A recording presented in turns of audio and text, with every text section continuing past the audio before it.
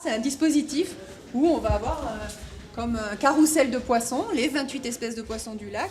À presque 2 mois de l'inauguration, on peut déjà imaginer ce que sera le centre d'interprétation des eaux du lac du Bourget.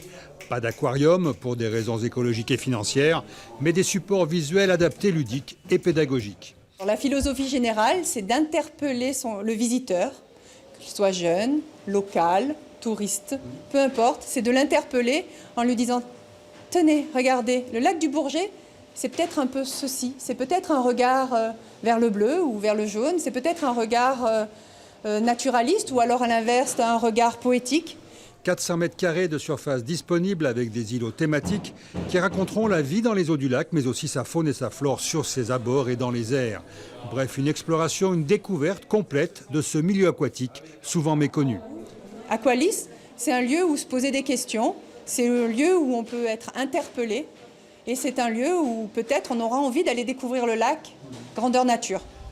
Un lac sauvé de la pollution dans les années 80 et dont la qualité des eaux, depuis, ne cesse de s'améliorer.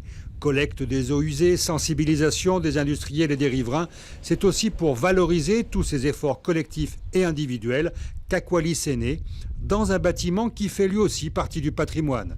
Bâti en 1933, ancienne station hydrobiologique, l'aquarium d'Aix a été sauvé de la ruine et entièrement restauré à l'été 2018. Ce bâtiment, il est emblématique.